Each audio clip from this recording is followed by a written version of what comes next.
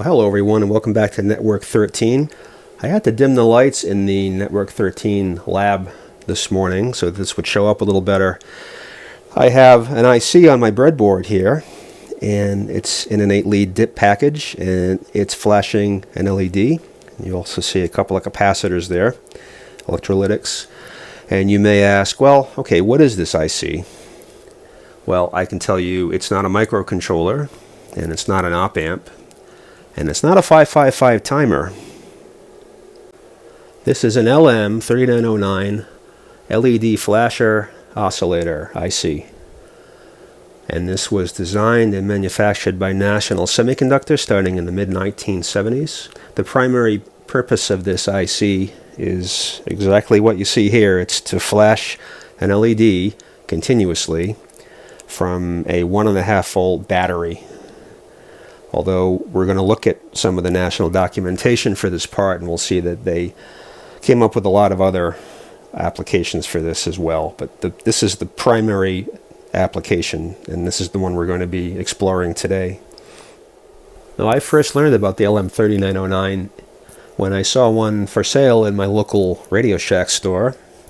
So I have an old catalog here from 1981, but I think I may have bought my first LM3909 a few years before this even.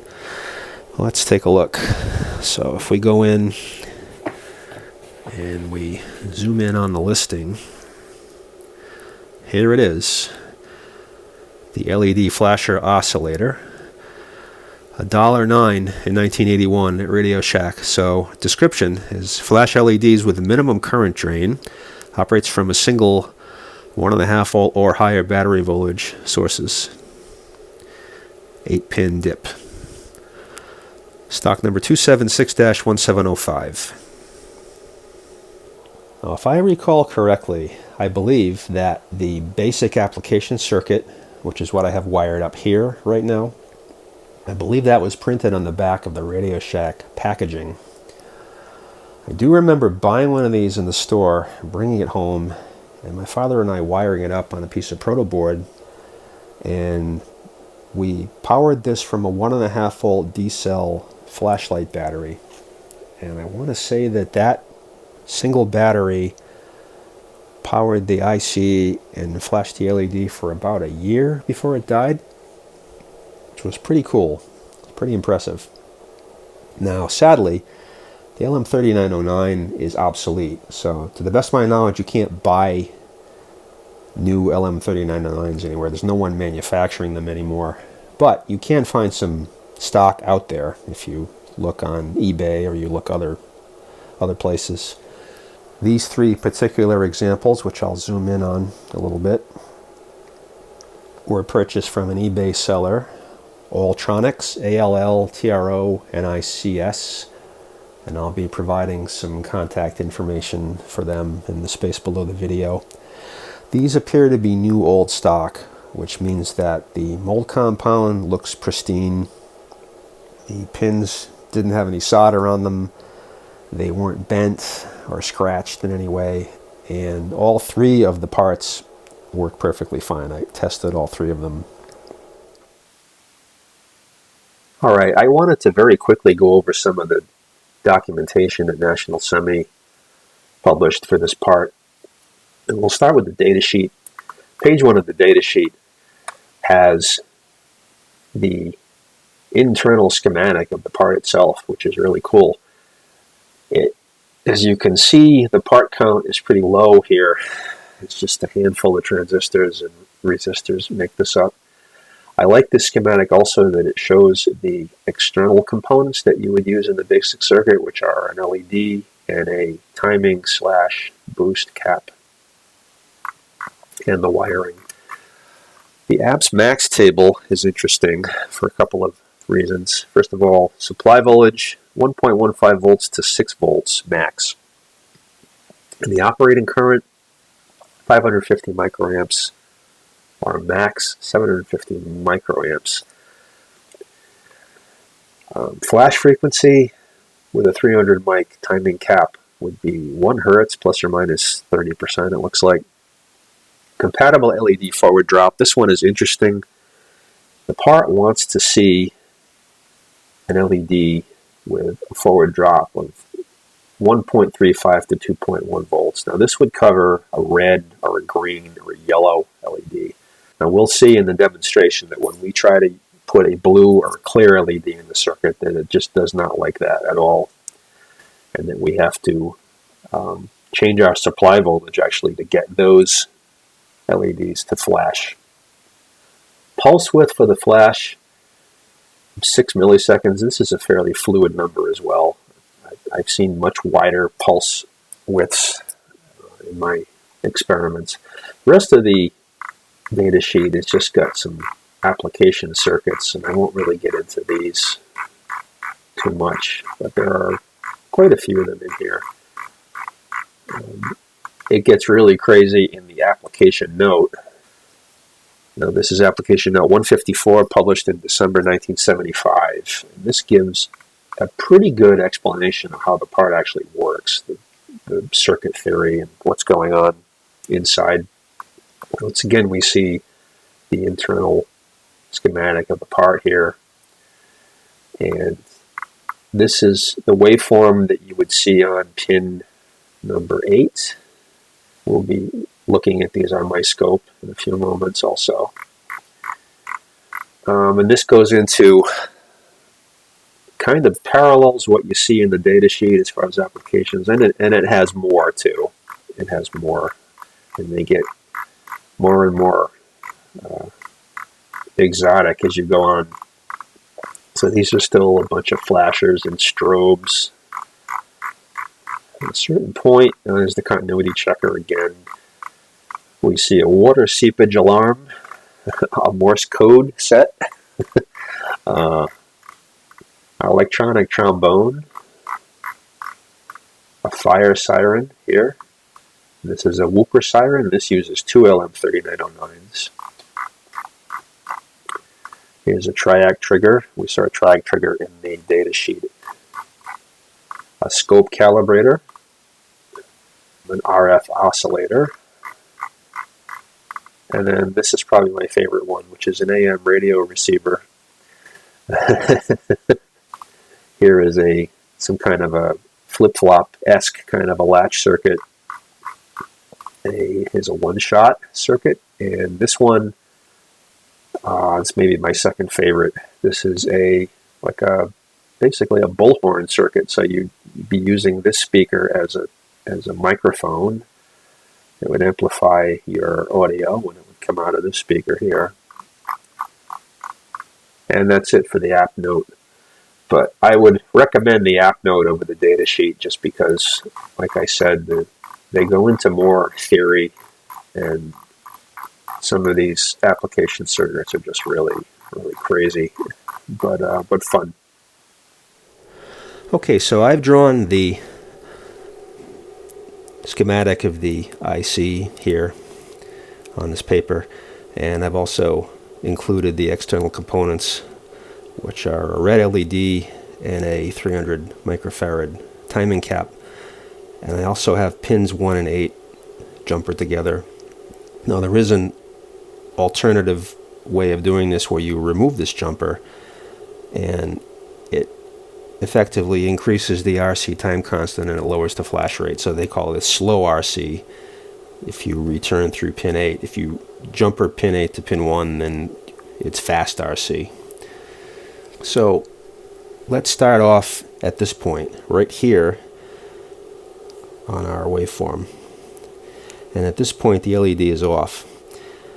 So what happens is the external supply will charge the timing cap, and it charges it through this path. It goes through these two 400 ohm resistors and returns through pin 1 and this 3K resistor and back to the supply.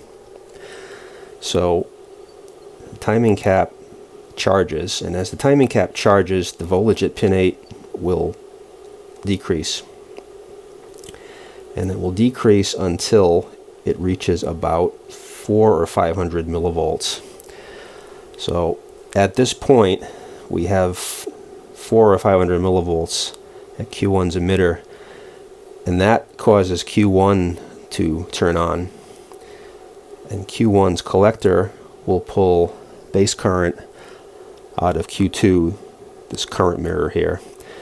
And this collector on Q2 will inject current into the base of Q3, and Q3's collector will pull current out of pin 2, and it will essentially pull pin 2 to ground, and that would be this part on the waveform on pin 2, where this gets pulled to virtually to ground. Now at this point here, there's about 800 or 900 millivolts across the timing cap. So if we pull this side to ground, a couple of things happen. First of all, now we have about -8 to 900 millivolts on pin 8, which means we have that same voltage on Q1's emitter. This kind of latches all of this on here, so Q1, Q2, and Q3 kind of commit at that point, because we have a good amount of base current now, and it's kind of feeding on itself. So another thing that happens is pulling this side of the cap to ground puts the external supply and the timing cap in series. So now we have between 2.3 and 2.4 volts across the LED and this 12 ohm limiting resistor. Now this voltage is high enough to cause the LED to conduct, and when the LED conducts, it lights up. So that's that part here where we say LED flash, and the LED will be conducting and it will be lit up for this period of time. And right in here you see this exponential rise. What we're seeing here is the timing cap is discharging, and it's going to discharge until it reaches about, we get about -200 millivolts on pin 8. And once we reach that point, everything relaxes here, it releases, and the LED will turn off, and voltage on pin 8 will jump back up, and we'll start the next cycle. So what we're going to see in a moment in the demonstration is I will put pin 8 and pin 2 on the scope, and we can actually see what these waveforms look like in real time.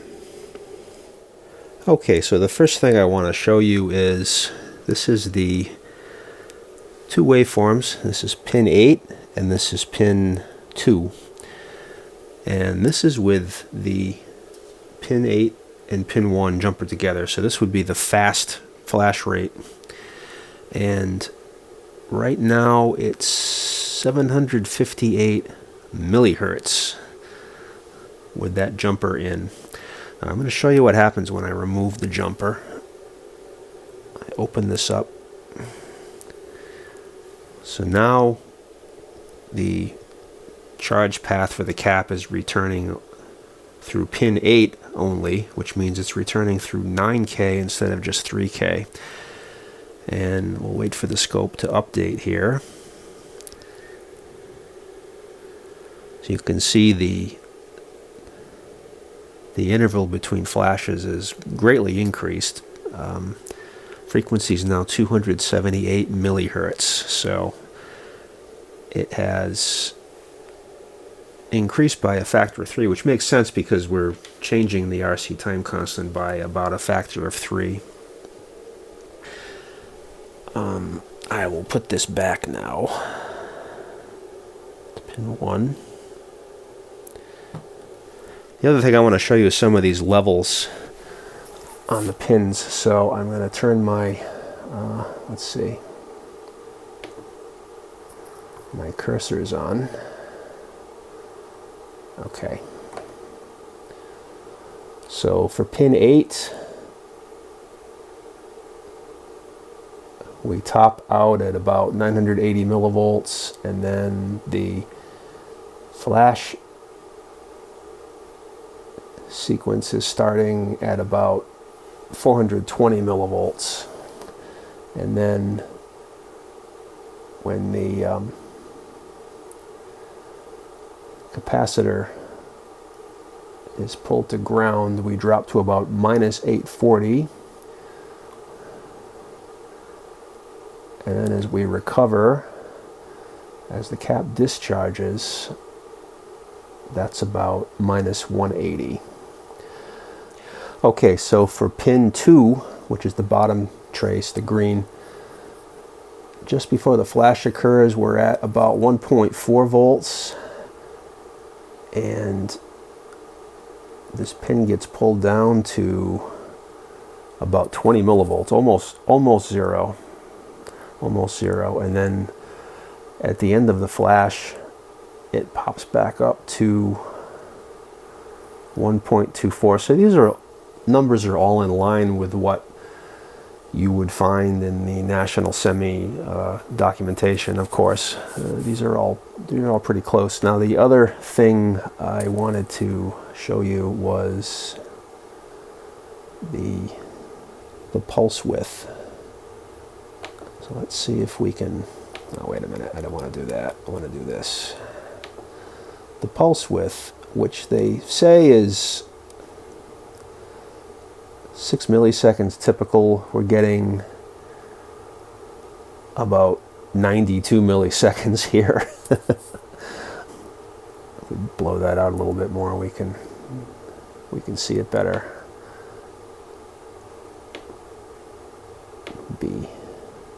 Yeah, that's about, yeah, maybe 90 milliseconds. So a lot greater than the 6 that we maybe would have expected from the national documentation. So I've got the DMM in the frame here just to show you what the supply voltage is. We're going to change out the LEDs from red to the other colors, and we're going to see what happens when we do that. Now, I generated some data earlier off camera with my DMM. A red LED, the one I'm using here, forward drop is 1.745 volts. The green LED drop is 1.855 volts, and the yellow is 1.852 volts. And all three of these work in the circuit with a 1.5 volt supply just fine. The red seems to be the brightest of the three, of course, because it's got the lower forward drop, but you can see the green and the yellow. Now I have a blue and a clear LED, and the blue LED forward drop is 2.595 volts, and the clear LED is 2.593, so those are virtually the same. Now, if you remember from our examination of the datasheet and the apps max table, the circuit wants to see between a forward drop on an LED between 1.35 and 2.1 volts, I think. So we can already predict that the blue and the clear aren't going to work with a 1.5 volt supply, but we can prove it out here. First of all, we'll take the red out, and we'll put the green in.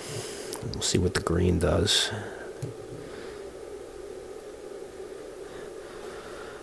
And as you can see, the green flashes. Might be a little easier to see like this. Okay, so the green works. Let's try the yellow.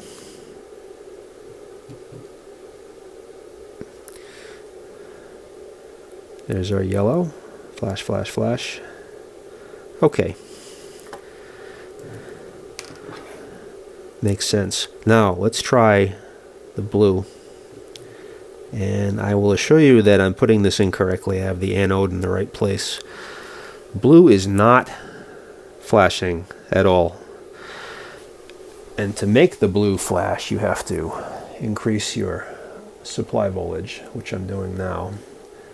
It's just starting to turn on now. I'm at 1.8, 1.9. I'm at a little over 2 volts, and we are flashing. We are flashing. Okay, let's try the clear. Clear should give us the same result.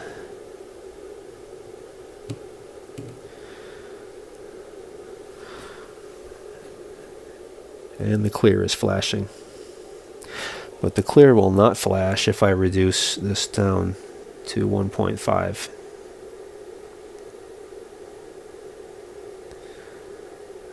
Yeah, no good. Okay. I'm going to put the red back in.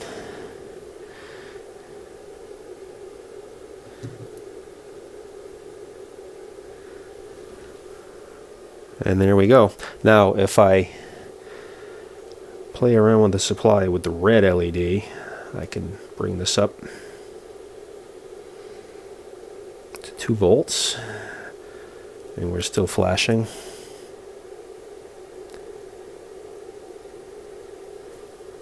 Two and a half volts. It's flashing pretty bright and quicker also. Faster.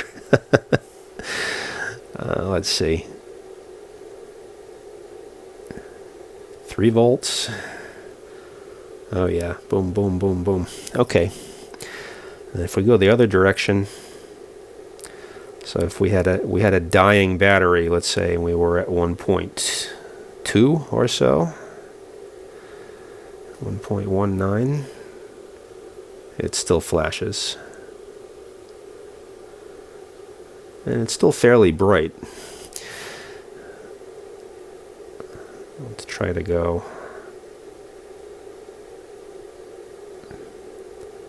That's about a volt.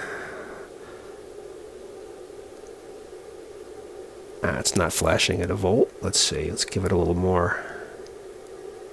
Okay, it's just starting to work there, it looks like. Very dim, but it is flashing.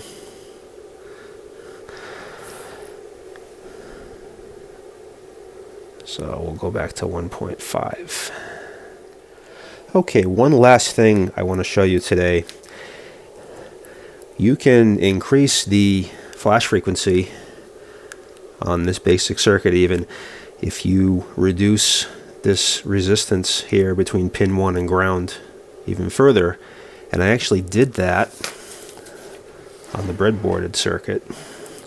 So I connected a 1K resistor between pin 1 and pin 4, and pin 4 is the ground. And as you can see, the flash frequency is increased. The flash rate is much higher.